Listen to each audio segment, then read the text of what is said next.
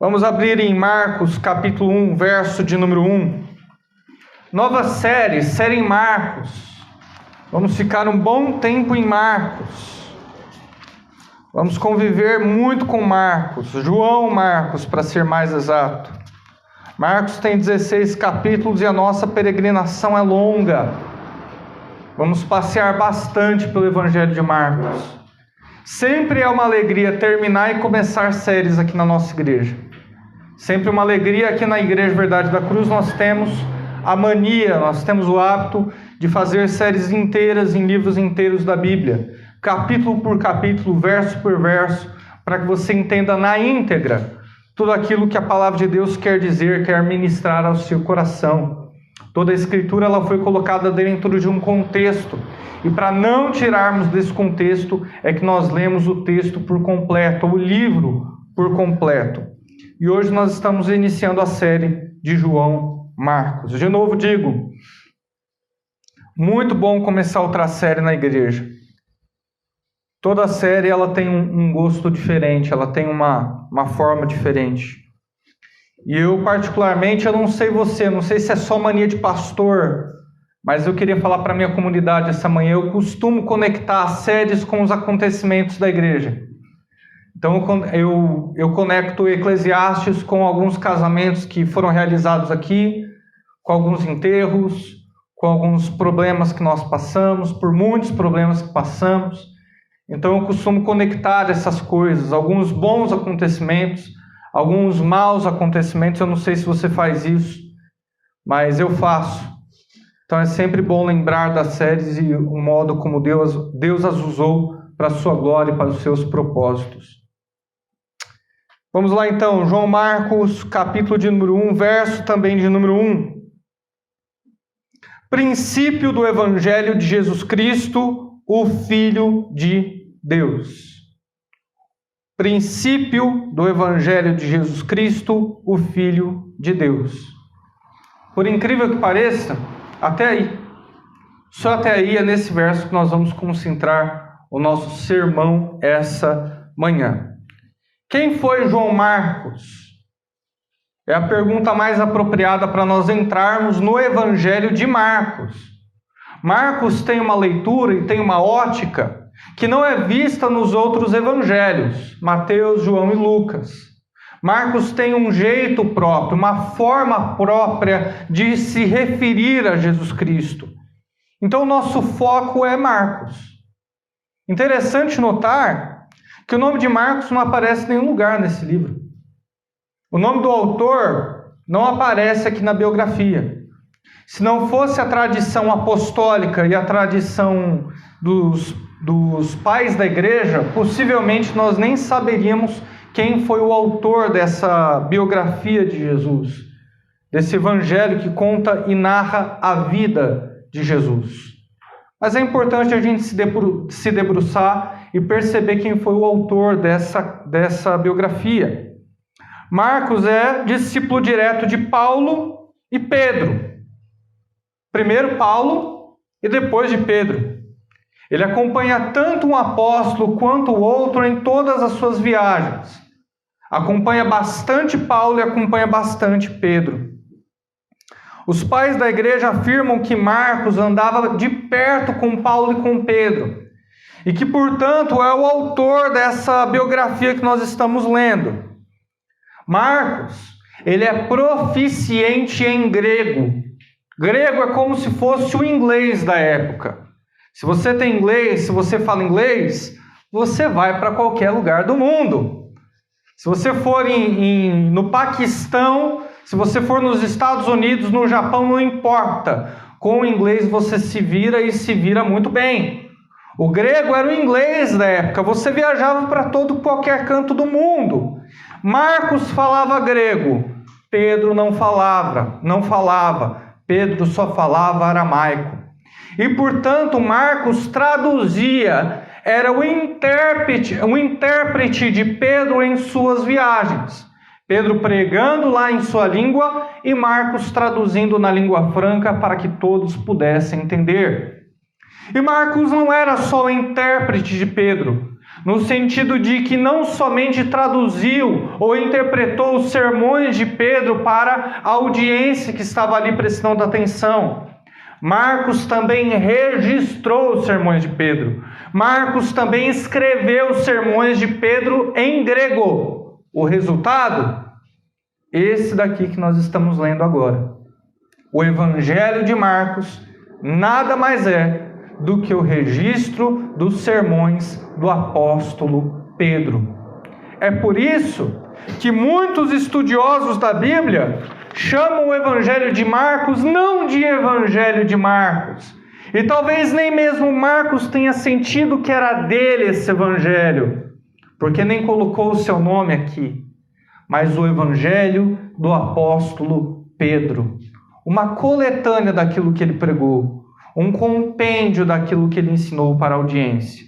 O bom é que Marcos, estando perto do apóstolo Pedro, pôde escrever sem medo algum, porque ouviu várias vezes uma mesma história e conseguiu registrar com maestria para que você pudesse ter acesso à vida de Jesus.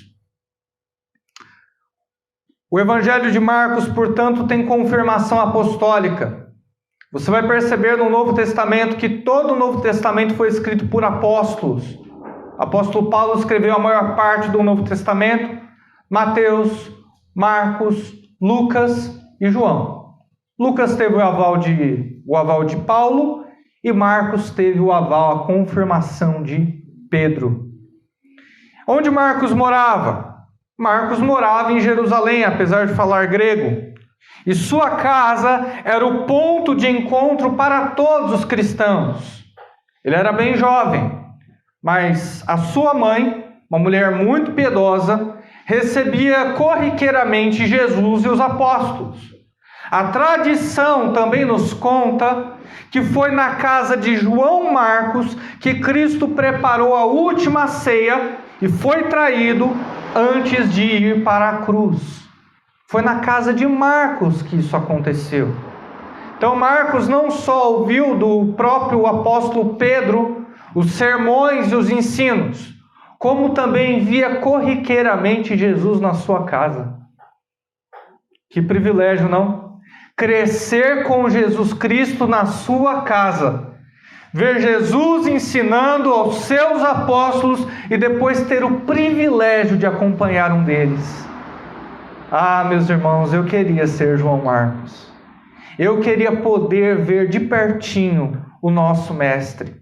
Vê-lo ensinar, vê-lo expulsar demônios, ver o jeito com que fala. Só de mencionar isso eu já fico apaixonado. No melhor do sentido da palavra, eu fico apaixonado. E Pedro, quando liberto, você se lembra que depois que Cristo ascendeu aos céus, Pedro foi preso. E os irmãos oravam por ele. Vocês se lembram dessa passagem?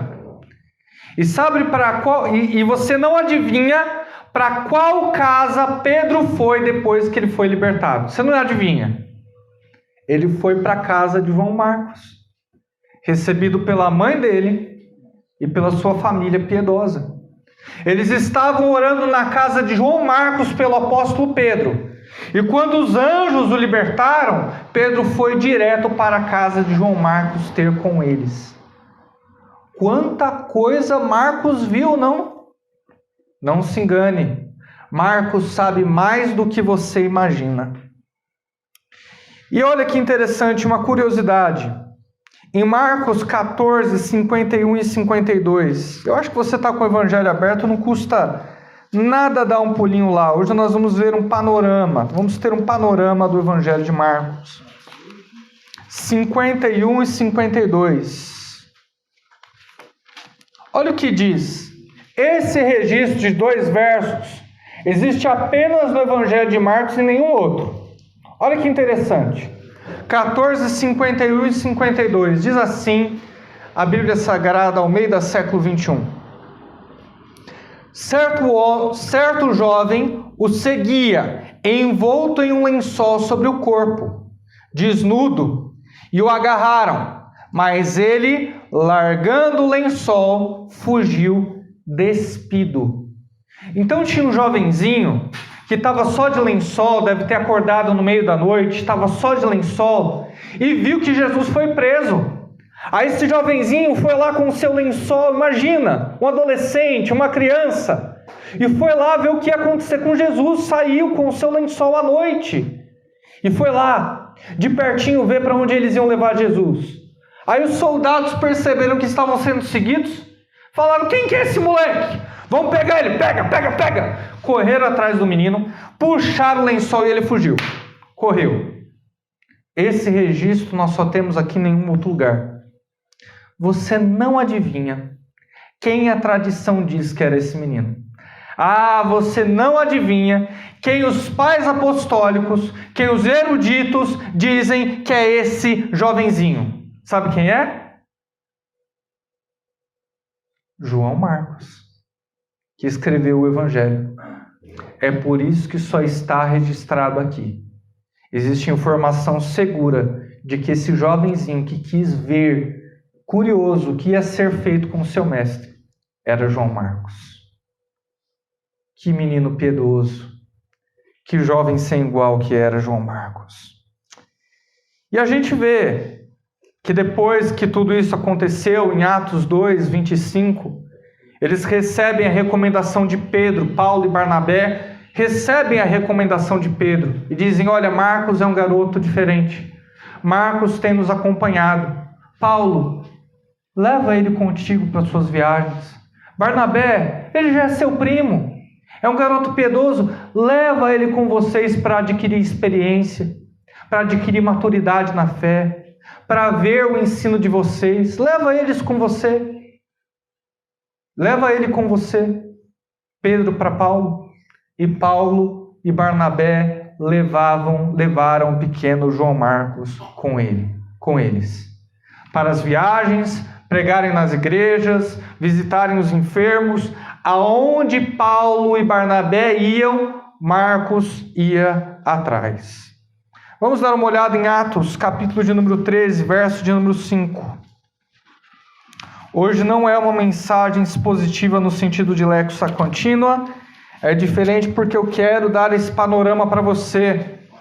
É importante você entender quem era Marcos. Olha o que diz 13:5. Chegando a Salamina, anunciavam a palavra de Deus nas sinagogas dos judeus e tinham João como auxiliar. Que João que era esse? Pelo contexto do 12:25, nós entendemos que era João Marcos. Era auxiliar de Barnabé e de Paulo. Acompanhava nas suas viagens, vivia na barra da saia de Paulo, aprendeu muito, cresceu na fé. Mas aconteceu algo que de repente manchou o currículo de Marcos e que gerou uma contenda entre Paulo e Barnabé. 13:13 de Atos, 13:13 nos conta um pouquinho sobre essa história. O 13:13 diz assim: então Paulo e seus companheiros navegaram de Pafos e chegaram a Perge, na Panfilha. João, porém, que é João Marcos, separando-se deles, voltou para Jerusalém. Para onde que Marcos foi? João Marcos foi? Ele voltou para casa. Voltou para Jerusalém. A Bíblia não nos dá um motivo. A Bíblia não nos indica a razão. Mas fato é que João Marcos, no meio da viagem missionária, abandonou a viagem e voltou para a mãe. Estou com saudade da minha mãe, não sei. Minha namorada está me esperando. A Bíblia não relata. Não, é muito pesado viver para Jesus, eu quero voltar para casa. Fato é que por algum motivo pessoal, Marcos voltou para sua mamãe, Marcos voltou para a sua casa. Era muito jovem também. Não justifica, né? Mas, enfim, a gente sabe como são os jovens. Quem olha para mim e diz: nossa, tá na terceira idade, né?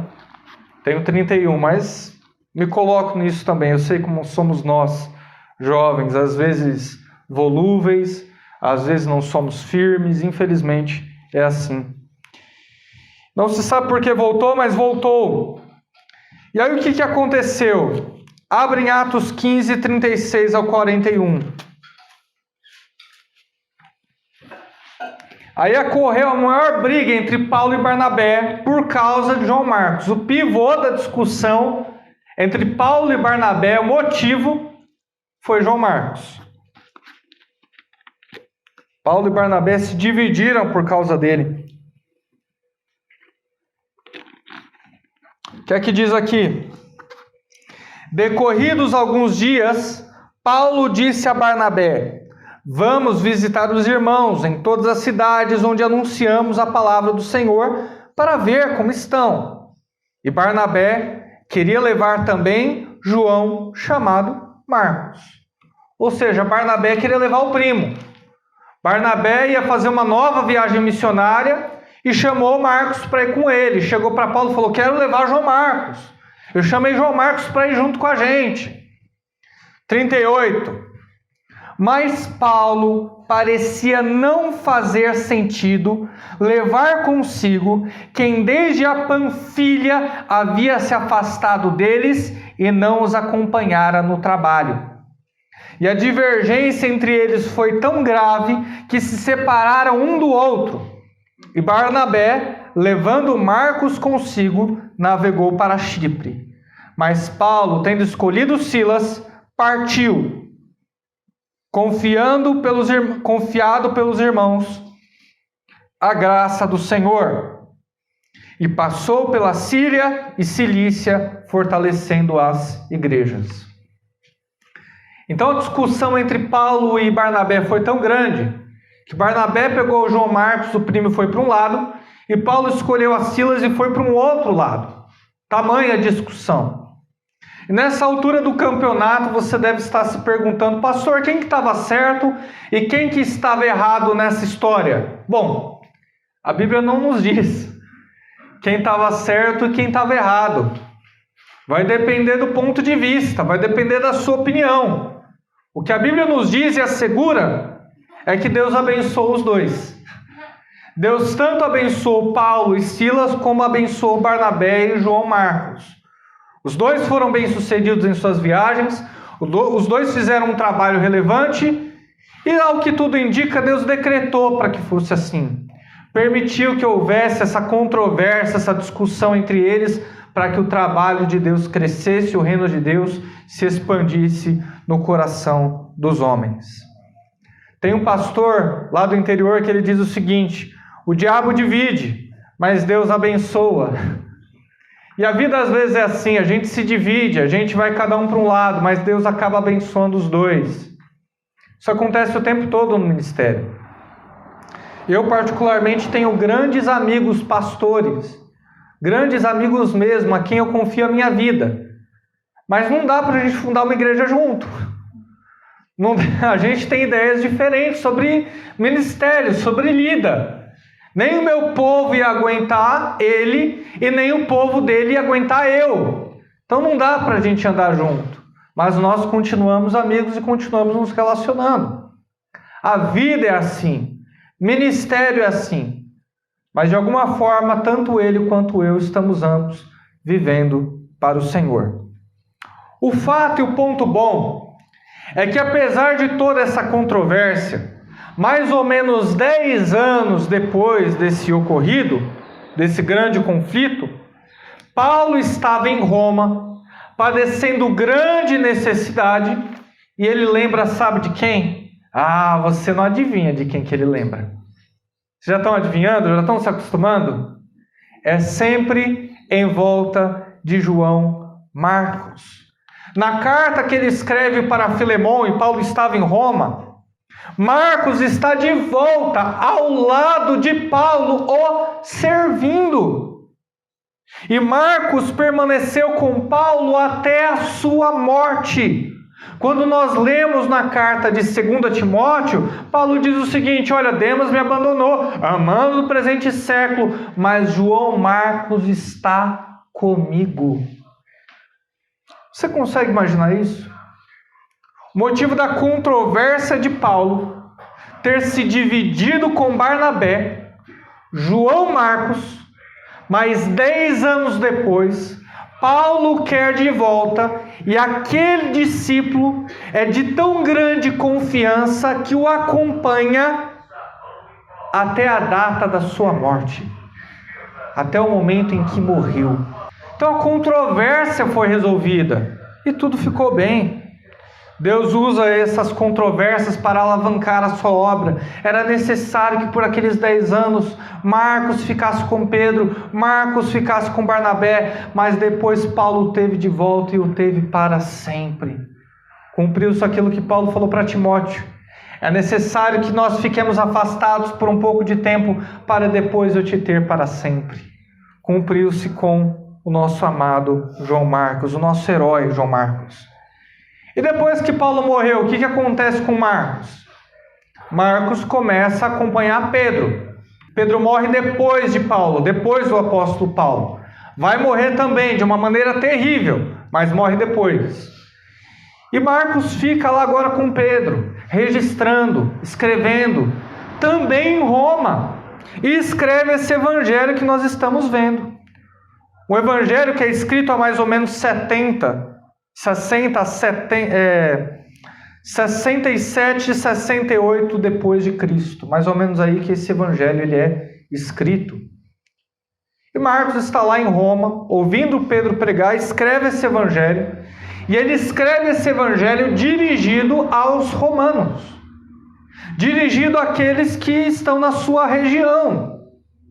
Marcos escreve para que esse evangelho fosse espalhado, as pessoas recebessem a carta e conhecessem a verdade de Cristo e fossem salvas pelo poder do Senhor.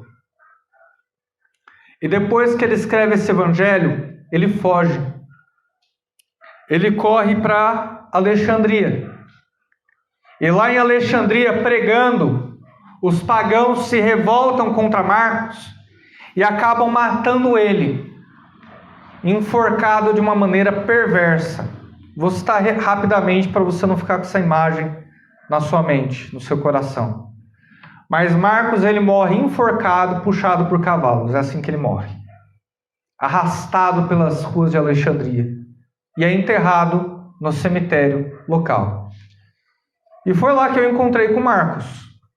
Eu viajei para o Egito, fui até Alexandria e me levaram no túmulo de Marcos. Não sei se eu já contei isso aqui, mas eu vi o túmulo de Marcos. Está lá. Não se sabe exatamente se efetivamente Marcos foi enterrado ali, mas tem lá a lápide direitinho, escrito Marcos, João Marcos, ali o seu túmulo. Foi lá que eu encontrei com ele. Eu acho que é o único, com certeza, eu digo sem medo de errar, que é o contato geográfico mais próximo que eu já tive com alguém que eu estou pregando. É o do evangelista João Marcos. E ele morre assim. Então, quando ele escreve o seu evangelho para os romanos, ele não escreve para os judeus. A gente percebe que Marcos não escreve para os judeus por conta da abordagem do seu evangelho. Ele vai traduzindo palavras, nomes como Boanerges, ele diz que é filho do trovão. Não seria necessário ele traduzir se estivesse falando com os judeus, ele não está se referindo aos romanos, escrevendo para os romanos, dialogando com os romanos. Ele traduz os costumes, o que também não seria necessário explicar se ele estivesse se dirigindo aos judeus. Enfim, ele está falando com os romanos e os romanos são seu alvo. Qual é a palavra que nós mais vemos no Evangelho de Marcos? As palavras que nós mais vemos no Evangelho de Marcos é a palavra kai, em grego. E pelo pouco que eu sei de grego, estou estudando, mas pelo pouco que eu sei, kai significa e, ou consequentemente. É a palavra que nós mais vemos no Evangelho de Marcos. E por que essa preposição é tão importante? Porque ela nos mostra uma face de um Jesus ativo. Nos mostra a face de um Jesus que tem muito a fazer. Jesus está aqui curando e de repente ele está do outro lado pregando. E logo depois ele está expulsando demônios. É toda hora, é todo instante. Consequentemente, então. Você já conversou com aquelas pessoas que têm a mania de falar, e aí? E aí, né? E aí, né? Não, você não sabe. E aí, né? E aí, dinâmico. Vai um acontecimento atrás do outro. Um acontecimento atrás do outro. E é assim que Marcos ele fala a respeito do seu evangelho. Seu objetivo é fortalecer os crentes romanos. E é um grande material. É um material para apresentar o evangelho para uma cultura que valorizava o poder. Parem para pensar, estamos entrando na reta final da nossa mensagem. Fiquem comigo. Eu sei que é uma pregação de voz mansa hoje. Eu tenho ciência disso. Mas João Marcos ele está escrevendo para os romanos em uma cultura que valorizava o poder. O Império Romano estava sendo expandido. Eles estavam conquistando colônias e colônias. César era o Deus. Nós temos um Deus que é César, conquista tudo e a todos. E Marcos ele vai apresentar um Deus, um Rei Supremo que é fraco, que morre na cruz. Alguém que é altamente vulnerável. É assim que Marcos está apresentando Jesus. Para essa cultura que valoriza o poder. É uma apologia à cruz de Cristo. Que Cristo morreu como fraco para subverter a força dos homens. Porque os homens, por mais fortes que possam parecer, não podem resistir ao poder do pecado. Cristo fez. Cristo conquistou o pecado. Cristo derrotou a morte. E o fez morrendo como um fraco na cruz. É uma lição de vulnerabilidade para César. É uma lição de fraqueza para o povo romano. Ser cristão ia na contramão da cultura daquela época e ainda vai na contramão da cultura da época moderna. Se você não é um cristão e já quer aprendendo quais são os passos para ser um cristão, perceba que ser cristão vai na contramão de muito que existe na cultura aí fora. É uma briga, é degladiar, é uma luta contra todos os costumes que estão aí. Foi assim na história da igreja. É assim no tempo moderno. O Evangelho de Marcos também vai trazer uma outra chave, algo muito interessante, que se chama segredo messiânico. O que é o segredo messiânico? Cristo, no início do seu ministério, enquanto pregava, ele não se revelou como sendo o Filho de Deus. Ele não se revelou como sendo o Messias, o prometido, aquele que viria para tirar o pecado do mundo. Ele não se apresenta assim de pronto. Ele deixa o tempo passar, ele deixa o seu ministério amadurecer, para que depois da sua ressurreição, ele mostrasse a todos que era o cumprimento da promessa. É por isso que no Evangelho de Marcos nós vamos ler, quando ele expulsa os demônios, ele manda os demônios não dizerem o seu nome. É por isso que quando ele cura no Evangelho de Marcos, ele vai dizer, olha, não conte a ninguém que eu te curei. É um segredo messiânico, ainda não é o tempo de ser revelado. É necessário que eu morra na cruz, ascenda aos céus, mostre o poder da minha ressurreição, para que então todos saibam que eu fiz. Quando todas as promessas forem cumpridas, então é hora de revelar quem eu sou. Isso é o que causa impacto. É o que causou impacto no mundo de Marcos, é o que causa impacto hoje. O que traz força e vitalidade para a tua vida espiritual é o fato de que Cristo ressuscitou. Ele tem poder sobre a morte. Ele não pode morrer porque não tem pecado. E é por isso que ele tem o direito de te comprar. Só alguém perfeito é que pode comprar alguém imperfeito. Só alguém que nunca pecou é que pode pagar o preço pelos pecados. E essa pessoa é Jesus. Ele é a ressurreição. Ele prova tudo. Ele é o cumprimento das promessas. E se você olhar os primeiros passos do Evangelho de Marcos, se você olhar como continua, verso de número 2, conforme está escrito no profeta Isaías. O livro de Marcos é chamado de o Evangelho de Pedro, mas sabe como ele também é chamado? De o Evangelho de Isaías. Isaías fala a respeito do Messias. Isaías fala a respeito de Cristo, que Ele é o cumprimento de todas as promessas. O Evangelho de Marcos é conforme o livro de Isaías, e portanto dá prosseguimento na história, evidencia o cumprimento das promessas. Eu vou fazer algumas considerações e aqui eu encerro. Primeiro, Deus preservou assim a sua palavra. Gerações aprenderam, por meio do Evangelho de Marcos, que Cristo morreu e ressuscitou para pagar o preço pelos pecados dos homens. Foi assim que Deus decidiu preservar a sua palavra. E nesses 503 anos de reforma, isso é significativo. Porque nós, reformados, cremos na só a Escritura, somente a Escritura, e nada mais. Ela é a nossa regra de fé. É por ela que aprendemos a viver. É dela que advém o conhecimento do que aconteceu e do que Cristo fez por nós. Então, quando os pastores modernos que querem agradar essa geração dizem: olha, a Bíblia tem que ser atualizada, nós não somos seguidores de um livro, nós somos seguidores de Jesus, é necessário pesar e criticar essa informação. Porque só temos conhecimento a respeito de Jesus por meio desse livro que é a Bíblia. Deus preservou assim a sua palavra. Então respeite a palavra de Deus. Se corrija por meio da palavra de Deus. Viva por meio dela.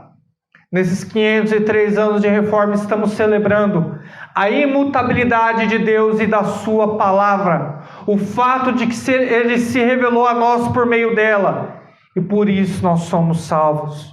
João Marcos foi preparado por Deus, vendo Cristo em sua casa, andando com Pedro, andando com Paulo, em suas viagens missionárias para trazer para nós na íntegra tudo o que aconteceu. Marcos foi inspirado por Deus, baseados em informações de Pedro e Paulo. E Deus não age apenas no sobrenatural. Perceba que a Bíblia é inspirada. O livro de Apocalipse é inspirado por Deus. E o Evangelho de Marcos é inspirado por Deus. Eu creio assim. E você? Crê também? Mas o livro de Apocalipse foi inspirado de uma maneira diferente do que foi o Evangelho de Marcos. No livro de Apocalipse, o apóstolo João cai com o rosto em terra, recebe revelações e escreve o livro de Apocalipse. O evangelista Marcos não faz assim. Ele cataloga, ele ouve informações e escreve o seu evangelho, mas é inspirado por Deus da mesma forma. Existem crentes em nosso meio que ainda acreditam que Deus só age no sobrenatural, que Deus só age na pancada, que Deus só age quando não há explicação, naquilo que não é explicável. Não exatamente. Marcos escreveu com leveza e com doçura o seu evangelho, mas foi inspirado por Deus do mesmo jeito.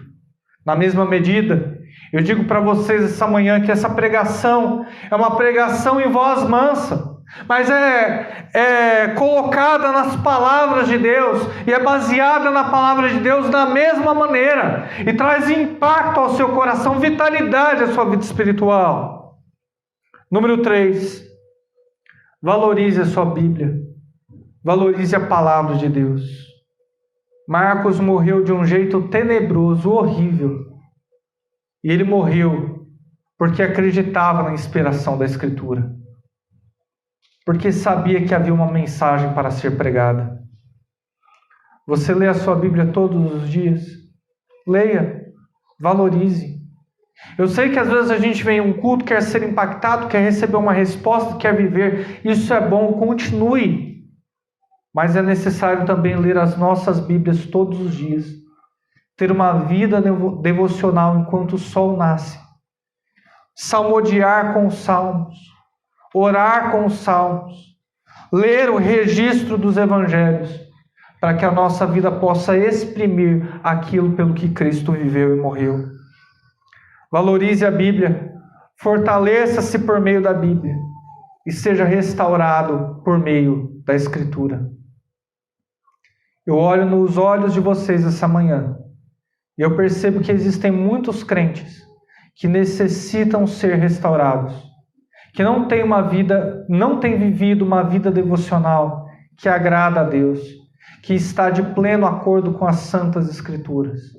Mas tem restauração para você.